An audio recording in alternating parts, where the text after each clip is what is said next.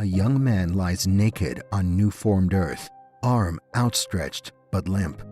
Above him, an ancient figure hurtles through the air, draped in a billowing cloak of pink and green. Their fingertips almost meet, almost touch, but not yet. In that tiny gap hangs the spark of life itself. Adam's eyes gaze, half longing, half lifeless, at the force rushing toward him. God's finger reaches, muscles tensed, eyes locked on the first man, about to ignite a soul. The world holds its breath on the ceiling of the Sistine Chapel. Michelangelo has captured the exact second before the birth of humanity, and it is electrifying. In this video, we will uncover the hidden meanings and dark secrets behind Michelangelo's creation of Adam. Why is this single fresco panel considered proof of Michelangelo's unparalleled genius? What secret anatomical code did the artist conceal within the swirling cloak of God? And how did Michelangelo, a sculptor who was not a painter, manage to create one of the most iconic images in art history, 60 feet above the ground, in wet plaster and pure pigment? Let's find out together. And if I manage to catch your attention, please hit the subscribe button right now. Thank you. October 31, 1512, in Rome, an anxious Pope Julius II walks into the Sistine Chapel and looks up. 4 years earlier, he had tasked the young Michelangelo with painting the ceiling.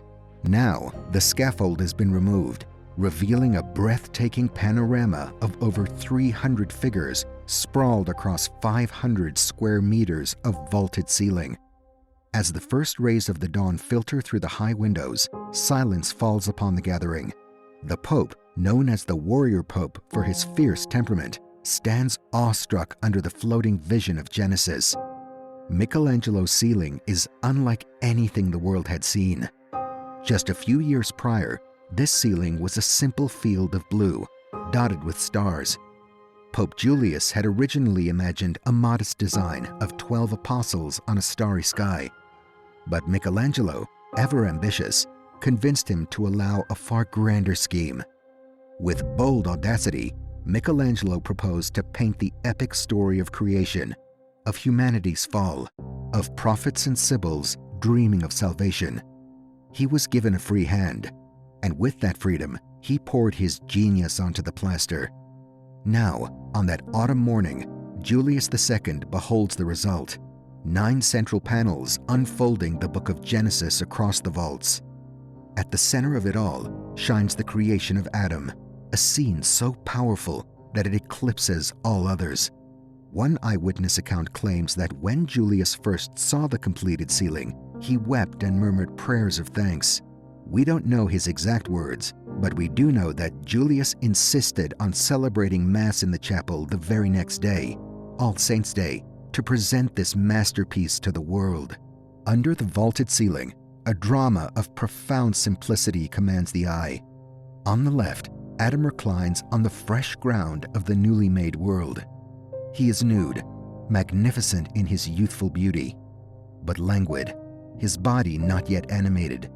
Adam's arm is extended toward the right, but his wrist droops, fingers relaxed. He has no strength of his own. He waits for the divine spark. His eyes look toward God with a mix of yearning and humble acceptance.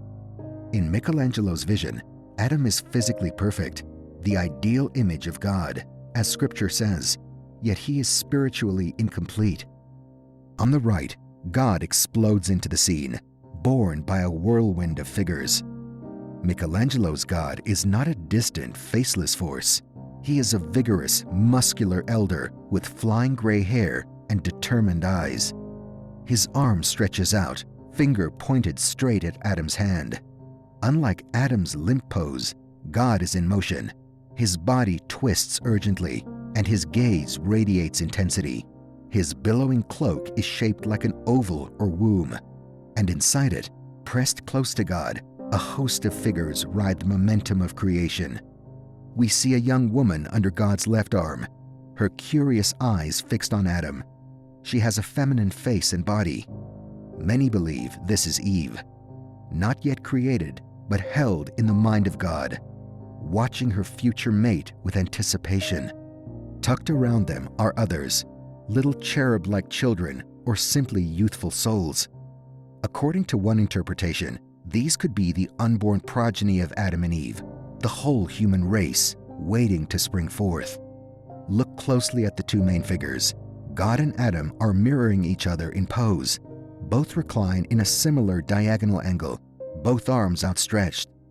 Michelangelo daringly visualized the idea that man is made in God's own image. Here, God's very form is a glorified version of Adam's. This was revolutionary. Michelangelo gives us a powerful human god, an older, thunderous, Zeus-like figure, reaching across the sky to a youthful man formed in his likeness. Yet for all their physical parity, there is one crucial difference: the gap between their fingertips.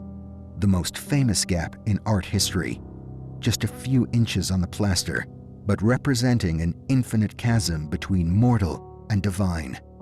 Adam's finger is relaxed, pointing but not exerting effort.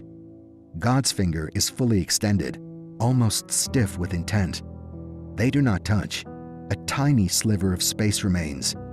In that space, Michelangelo creates breathtaking tension. It's the millisecond before contact, the brink before the spark.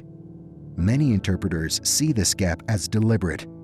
Some say it symbolizes the gap between man and God, that man can never quite reach divine perfection on his own. Indeed, Michelangelo communicates movement in a static image.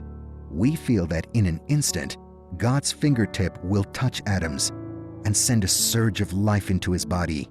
This is creation not as a gentle puff of breath, but as a near collision of forces. Adam's hand draws life not from within himself, but as a gift about to be bestowed.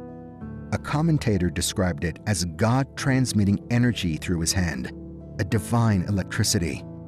And once that spark passes, Adam will no longer be just a beautifully sculpted form. He will rise, alive, forever changed. It's an incredibly emotional image, hopeful, awe-inspiring. Renaissance viewers gazing up would have been struck by the boldness of seeing God and man in such intimate proximity, nearly hand-to-hand. It's as if the ceiling itself had opened up to show the Father of creation reaching down to awaken his child. No one had ever painted something quite like this before. The genius of Michelangelo does not end with powerful imagery. He hid secrets in this painting, clever, subtle touches that art historians and scientists would only uncover centuries later. Behind the obvious biblical scene lies a second story, told in the language of anatomy and symbolism, revealing just how brilliant and daring Michelangelo truly was. First, consider the odd shape of that billowing cloak surrounding God and the figures with him. It's a peculiar silhouette, almost like a cross-section with undulating curves and unusual contours around the angels' forms. In 1990, a physician named Frank Meshberger made a stunning observation. The entire shape of God's cloak and entourage forms an anatomically perfect illustration of the human brain. Yes, a brain.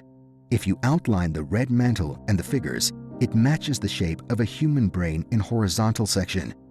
The curve of the cloth corresponds to the cerebral cortex. The folds and bunching in the fabric align with the major sulci.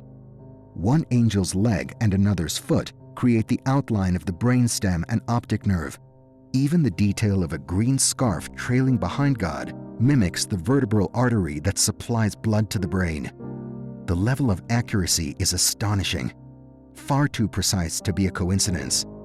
Meshberger pointed out that you can identify the Sylvian fissure, which separates brain lobes, in the folds of God's cloak, the pituitary glands in one of the supporting angels, and more. In other words, Michelangelo painted God against the backdrop of the human brain, hiding a neuroanatomical diagram 5 centuries before modern science drew it. Why would he do this? Michelangelo was not only an artist, but also a student of anatomy. He had dissected countless cadavers in his youth to understand the human form. His knowledge of the body was encyclopedic, highly unusual for an artist of his time. By embedding a brain behind God, Michelangelo could be sending a profound message. Perhaps he meant that the divine gift to Adam wasn't just life, but the gift of human intelligence, the mind, the soul housed in the brain. God's hand is about to grant Adam not only a beating heart, but consciousness, reason, imagination, all the faculties of the human brain that, in the Renaissance, were understood as what sets humanity apart. The hidden brain might be Michelangelo's way of saying that God gave man a share of his own intellect, the imago Dei, image of God, expressed through our capacity to think and create. There is an even more provocative interpretation that some have dared to propose, that Michelangelo, in placing God inside the human brain, was hinting that God exists within the human mind, or even that God is a creation of the human intellect. Michelangelo's own beliefs were complex and spiritual, but he often found himself at odds with church authorities. If indeed he harbored ideas that the divine might be something innately tied to human consciousness, he could never state such a notion openly in 1512. But he might paint it. The brain isn't the only hidden image.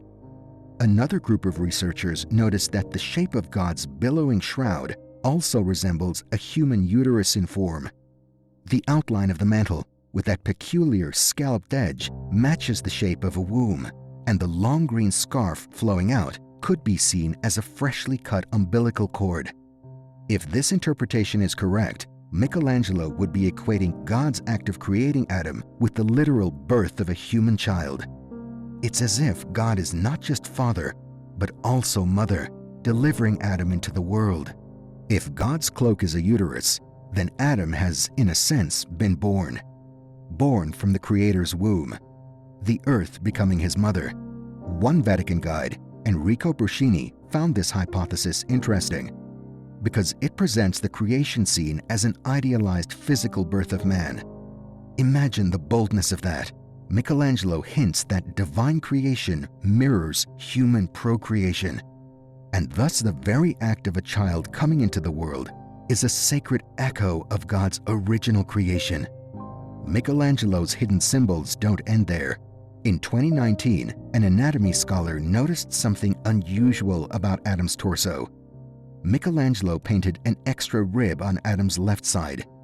This subtle detail, an extra little curved line beneath Adam's pectoral, would go unnoticed by almost anyone without medical training. But Michelangelo would have known.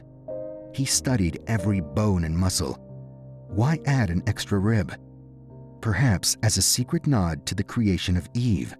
In Genesis, God creates Eve from one of Adam's ribs, but here, Michelangelo might be suggesting Eve was already present symbolically from the start. By giving Adam an extra rib, one that could be removed for Eve, he's alluding to her future creation. Davis Campos suggests Michelangelo, who had a rocky relationship with Pope Julius II and chafed under strict mandates, encoded this as a quiet act of defiance. It was a way to say, I see it differently, without ever having to admit it, because few in 1512 could spot an anatomical anomaly in a fresco 68 feet above the floor. It's a subtle dare to the authority. Only a genius, confident in his knowledge, would hide such a message in plain sight. Michelangelo's brilliance shines not only in what he painted, but how he painted it. To create the creation of Adam and the entire Sistine ceiling, he endured physical and mental trials that would break most artists. This was a man who literally suffered for his genius, and that suffering became part of the legend that proves his extraordinary gifts. Remember, Michelangelo always saw himself first as a sculptor, not a painter. When Pope Julius II ordered him to paint the Sistine Chapel, Michelangelo initially resisted, even fleeing Rome for a short time to avoid the commission. He had never frescoed anything on remotely this scale. High atop scaffolding, about 60 feet in the air, Michelangelo labored for years in awkward, punishing conditions. He worked mostly alone, dismissing assistants who couldn't match his vision. He had to contort his body, craning his neck backward for hours on end, as paint dripped into his eyes. The physical toll was immense. Michelangelo's sculptor's eye became his superpower in painting. He carved the figures out of color and shadow, making them so dimensional that viewers below thought they might drop out of the ceiling. Contemporary accounts say people were stunned by the massive muscular figures that looked like marble statues come to life in paints. Adam's body, for instance, is painted with such anatomical precision and volume that every muscle on his languid arm and torso has weight. By simplifying the scene to two large figures and a handful of angels, Michelangelo created a composition that is monumental and easy to read from afar. He learned as he worked that bigger was better at that height. In earlier ceiling panels, he included many small figures. By the time he painted the creation of Adam, he had refined his approach, paring down to the essential for maximum emotional impact. It's also worth noting the psychological depth Michelangelo instilled. Adam's expression is subtle yet present, a kind of expectant calm, as if deep down he knows he is incomplete and yearns for that completion. God's expression is determined but not unkind. There's an urgency, as if he cannot wait to share the spark of life. Yet there's also a sternness. The task must be done. Michelangelo often imbued his figures with such psychological realism, making the divine seem relatable on a human level. Viewers in 1512 would have felt both awe at God's power and empathy for Adam's dependency. The painting bridges an emotional gap, showing an almighty who is powerful yet intimately involved in humanity, and a human who is humble yet worthy of God's touch. Michelangelo's creation of Adam has become far more than a fresco on a ceiling. It is an icon of humanity. Over 5 million people per year journey to the Vatican to tilt their heads back and marvel at the outstretched hand of God and the yearning hand of man. Why do we find this image so compelling, even half a millennium after it was painted? Perhaps because it speaks to something timeless in us, our desire for connection with the divine, our wonder at our own existence. Michelangelo poured not just his technical skill, but his soul into this work. This single scene synthesizes art, faith, science, and the human condition. It's as philosophical as it is visual. He encoded it with mysteries, from the shape of a brain that kept scholars busy for 500 years to theological puzzles of creation and birth, ensuring that his art would never be exhausted of meaning.